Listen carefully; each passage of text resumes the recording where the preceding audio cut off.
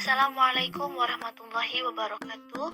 Yang terhormat dosen pengampu akuntansi manajemen, Dr. Gustian Juanda SEMM, dan teman-teman yang saya banggakan. Puji syukur marilah kita panjatkan kepada Allah Subhanahu wa taala. Sholawat dan salam semoga tetap tercurah limpahkan pada Rasulullah Shallallahu alaihi wasallam. Hari ini kami kelompok 5 akan berdiskusi tentang peran, sejarah, dan tujuan akuntansi manajemen.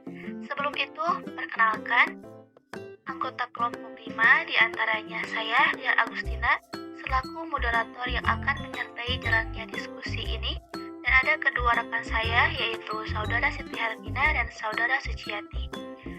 Adapun rangkaian acara yang akan kita lewati pada diskusi ini antara lain, yang pertama pembukaan, yang kedua penyajian materi, dan yang terakhir yaitu penutup.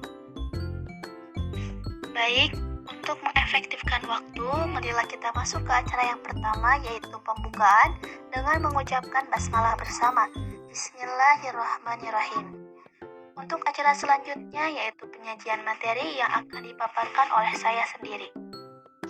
Untuk bagian pertama yaitu pendahuluan, akuntansi manajemen merupakan salah satu bidang ilmu akuntansi yang memberikan informasi keuangan kepada pihak internal suatu entitas dalam sebuah pengambilan keputusan. Informasi keuangan yang dihasilkan tidak dipublikasikan kepada umum. Akuntansi manajemen pada awalnya hanya berfokus pada penentuan biaya dan memaksimalkan laba. Namun, seiring dengan perkembangannya akuntansi manajemen, dituntut untuk melakukan berbagai penyesuaian terhadap praktis dalam bisnis. Untuk bagian yang kedua yaitu sejarah singkat akuntansi manajemen. Lingkungan ekonomi pada sebuah perusahaan disebabkan karena adanya perkembangan akuntansi manajemen. Berubahnya lingkungan ekonomi dalam perusahaan menyebabkan berubahnya lingkungan bisnis dan sistem akuntansi manajemennya. Dengan adanya perkembangan ini, maka akuntansi manajemen tradisional tidak dipergunakan lagi.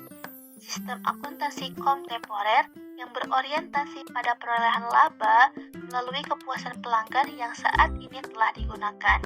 Kutip Purwanti dan Darsono pada tahun 2013. Pada abad ke-20, prosedur perhitungan biaya produk dan akuntansi manajemen dikembangkan antara tahun 1880 sampai 1925. Sebelum tahun 1914, banyak perkembangan awal yang menekankan pada perhitungan biaya produk, menelusuri tingkat laba perusahaan ke tiap produk, dan menggunakan informasi ini sebagai pengambilan keputusan yang strategis. Seiring dengan munculnya pendekatan perhitungan biaya persediaan, pada tahun 1925, penekanan pada perhitungan biaya produk mulai ditinggalkan. Pengalokasian biaya manufaktur menjadi biaya persediaan dilaporkan kepada pengguna eksternal laporan keuangan perusahaan, sehingga laporan keuangan menjadi kekuatan yang dapat mendesain sistem akuntansi biaya. Informasi biaya rata-rata yang disediakan oleh sistem akuntansi biaya yang dipengaruhi oleh sistem keuangan sudah cukup memadai. Biaya yang dikeluarkan dalam penyusunan biaya lebih besar dibandingkan manfaatnya. Pada tahun 1950-an dan 1960-an dilakukan berbagai usaha untuk meningkatkan kegunaan manajerial dari sistem biaya konvensional. Kelemahan informasi yang disajikan oleh sistem untuk menyusun laporan keuangan didiskusikan oleh para pengguna. Usaha yang dilakukan pada perbaikan sistem berpusat dalam pembuatan informasi akuntansi keuangan yang lebih berguna dibandingkan menghasilkan seperangkat informasi dan prosedur baru yang terpisah dari sistem pelaporan eksternal. Praktik-praktik akuntansi manajemen tradisional sudah tidak mampu lagi memenuhi kebutuhan manajerial pada tahun 1980-an dan 1990-an. Sistem akuntansi manajemen dinyatakan telah usang dan tidak berguna. perhitungan biaya produk dan sumber daya yang akurat dibutuhkan untuk para manajer dapat meningkatkan kualitas dan produktivitasnya dan mampu mengurangi biaya. Dengan adanya kelemahan sistem akuntansi manajemen tradisional, banyak usaha yang dilakukan dalam mengembangkan sistem akuntansi manajemen baru yang dapat memenuhi kebutuhan lingkungan ekonomi saat ini. Kutipan Hansen dan Mowen pada tahun 2012. Baik, untuk selanjutnya akan dilanjutkan oleh saudara Siti Hervina. Baik, selanjutnya kita akan membahas tentang akuntansi keuangan dan akuntansi manajemen. Kita akan membahas tentang perbedaan antara akuntansi keuangan dengan akuntansi manajemen. Pertama, dilihat dari pengguna informasi. Untuk akuntansi keuangan, pengguna informasinya itu adalah pihak eksternal, seperti pemegang saham, kreditur, dan lembaga pemerintah. Untuk akuntansi manajemen, pengguna informasinya itu adalah pihak internal, seperti direktur, manajer, dan sifat internal dalam merencanakan, mengendalikan, dan membuat keputusan. Yang kedua, dilihat dari tujuannya. Untuk akuntansi keuangan, dia bertujuan untuk melaporkan prestasi perusahaan pada pihak luar, adanya kontrak dengan pemilik dan kreditur. Informasi ini digunakan untuk keperluan investasi, pemonitoran aktivitas, dan ukuran-ukuran peraturan. Sedangkan untuk akuntansi manajemen, tujuannya itu melaporkan pada atasan apa yang telah dilakukan bawahan, umpan balik, dan pengendalian atas kinerja pelaksana. Yang ketiga, dilihat dari orientasi waktu. Untuk akuntansi keuangan, informasinya berorientasi pada masa lalu atau historis. Sedangkan untuk akuntansi manajemen, informasinya itu sekarang dan berorientasi itu pada masa depan. Kemudian yang keempat, dilihat dari bentuk informasi. Untuk akuntansi keuangan, berupa informasi berbentuk keuangan. Sedangkan akuntansi manajemen, bentuk informasinya itu bisa berupa keuangan dan juga non-keuangan. Informasi perhitungan fisik dan operasional, profitabilitas masing-masing produk, kinerja tiap-tiap departemen, supplier, pelanggan, dan pesaing. Kemudian, yang kelima dilihat dari pembatasan pada input dan proses. Untuk akuntansi keuangan, itu adanya prosedur akuntansi yang harus diikuti untuk pelaporan keuangan, sehingga input dan proses harus mengikuti metode yang ditetapkan. Untuk di Indonesia ini, mengikuti aturan dari Bapepam atau IAI. Kemudian untuk akuntansi manajemen, manajer itu bebas memiliki informasi yang dibutuhkan, biasanya sebagai dasar untuk mempertimbangkan unsur biaya manfaat. Kemudian dilihat dari sistem informasinya. Untuk akuntansi keuangan, sistem informasinya itu objektif, dapat diaudit, dapat dipercaya, dan konsisten. Kemudian untuk akuntansi manajemen, sistem informasinya itu lebih bersifat subjektif, penuh pertimbangan, valid, relevan, dan akurat. Kemudian dilihat dari ruang lingkupnya. Untuk akuntansi keuangan, informasi perusahaan itu secara menyeluruh. Sedangkan untuk akuntansi manajemen, ruang lingkupnya itu informasi bagian per bagian atau tindakan sehari-hari. Persamaan akuntansi keuangan dan akuntansi manajemen. Kesamaan keduanya dibangun atas prinsip pertanggungjawaban. Akuntansi keuangan berkepentingan terutama dengan pelaporan operasi perusahaan secara keseluruhan. Sedangkan akuntansi manajemen berkepentingan untuk pelaporan pertanggungjawaban secara terperinci, dan akuntansi manajemen dibangun dalam satu sistem akuntansi umum, tidak dalam dua sistem yang terpisah. Selanjutnya kita akan membahas tentang sistem informasi akuntansi manajemen. Di bawah ini ada model operasional sistem informasi akuntansi manajemen menurut Hansen dan Mowen. Jadi dapat dijelaskan bahwa model operasional sistem informasi akuntansi manajemen itu Pertama dari masukan. Jadi peristiwa atau kegiatan ekonomi yang terjadi itu akan diproses melalui berbagai kegiatan seperti pengumpulan, pengukuran, penyimpanan, analisis, pelaporan, dan pengelolaan dan kemudian akan menghasilkan keluaran yang berupa laporan khusus, harga pokok produk, biaya pelanggan, anggaran, laporan kinerja, dan komunikasi personal yang akhirnya itu akan menjadi sumber informasi bagi penggunanya. Informasi yang dihasilkan oleh akuntansi manajemen ini dapat mempermudah para manajer dalam mengidentifikasi suatu masalah, menyelesaikan dan melakukan evaluasi terhadap kinerja yang dimulai dari perencanaan, pengendalian, hingga sampai kepada pengembalian keputusan. Tujuan utama sistem informasi akuntansi manajemen yaitu ada 3. Pertama, menyediakan informasi untuk menghitung biaya jasa dan produk, serta tujuan lain yang diinginkan oleh manajemen. Kedua, menyediakan informasi dalam perencanaan, pengendalian, dan pengevaluasian. Yang ketiga, menyediakan informasi dalam pengambilan keputusan. Baik, selanjutnya yaitu tentang peran akuntan manajemen.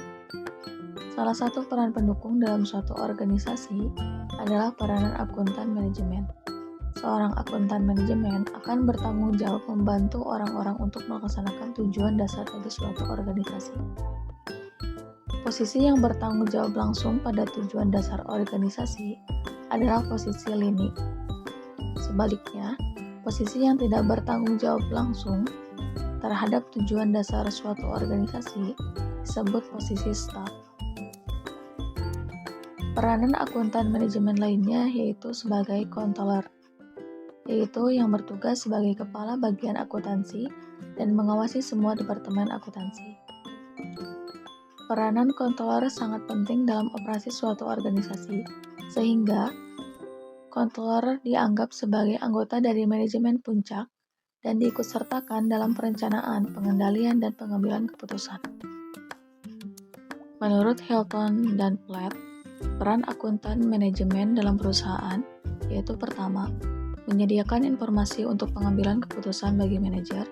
Kedua, membantu manajer dalam mengendalikan operasi perusahaan. Ketiga, memotivasi semua sumber daya manusia dalam perusahaan untuk mencapai tujuannya. Dan yang keempat, mengukur kinerja departemen dan pimpinan dalam organisasi perusahaan. Dalam melaksanakan peranannya, seorang akuntan manajemen harus meningkatkan pengetahuan dan profesinya sehingga metode-metode yang diterapkan dalam perusahaan harus up to date. Baik, untuk selanjutnya akan dilanjutkan oleh Saudara Suciati.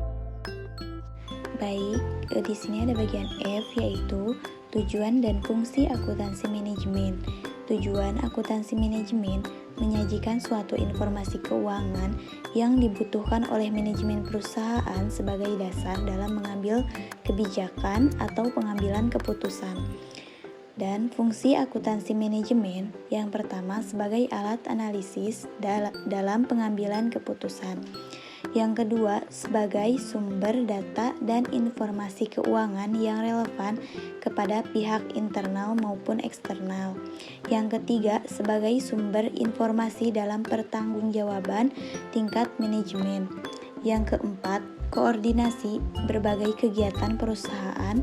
Yang kelima, sebagai arsip audit. Yang keenam, mengukur dan mengawasi kinerja perusahaan. Selanjutnya, tren dalam akuntansi manajemen. Yang pertama, orientasi pelanggan, yaitu untuk mengetahui apa yang diinginkan pelanggan.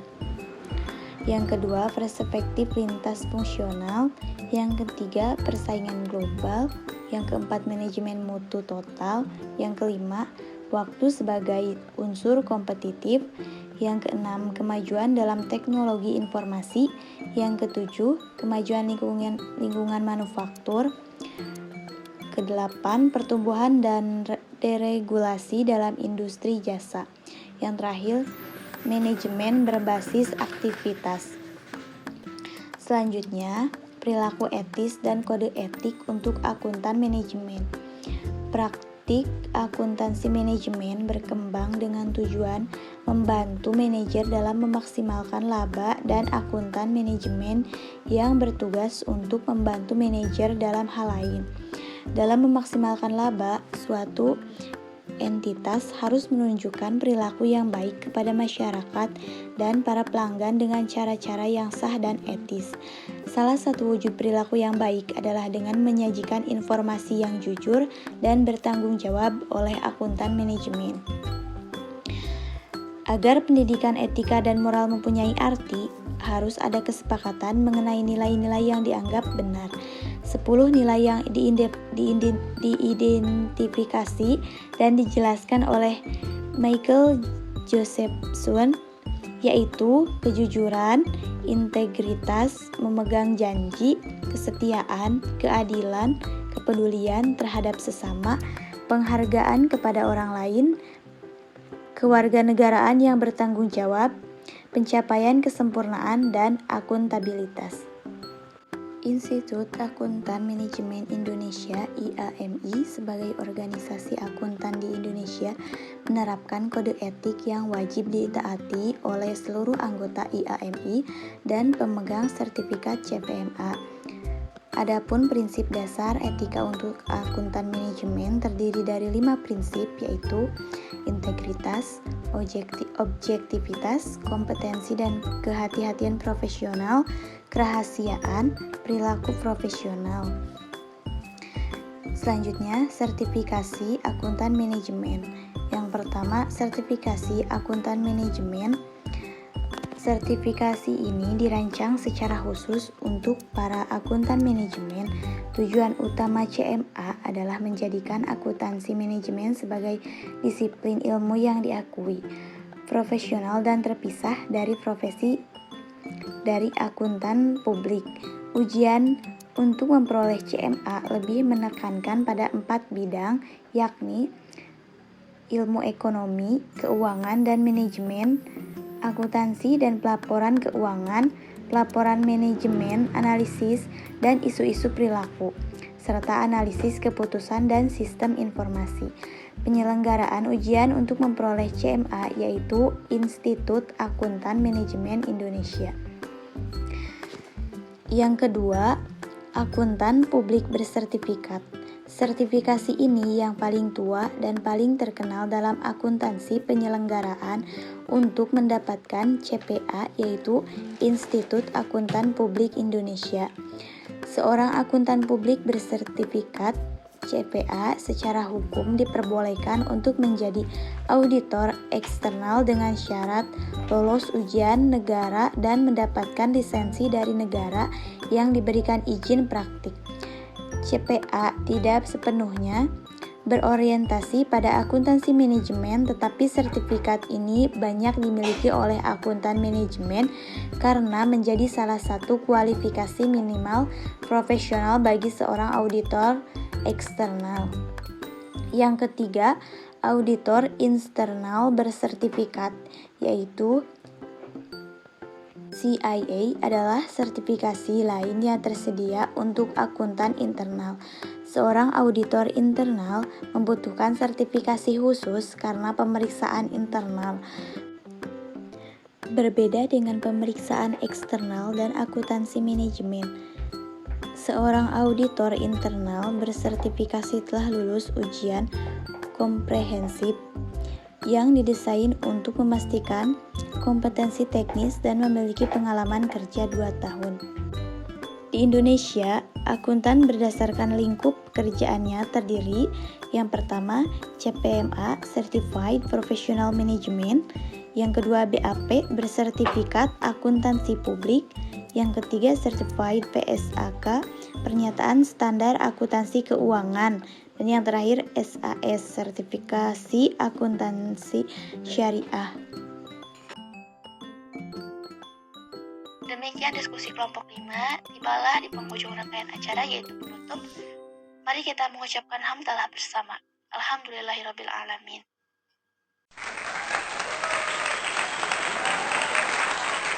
Saya sebagai moderator mohon maaf atas kesalahan saya dan rekan-rekan saya. Mungkin hanya itu yang bisa kelompok kami sampaikan, kurang lebihnya mohon dimaafkan. Wassalamualaikum warahmatullahi wabarakatuh.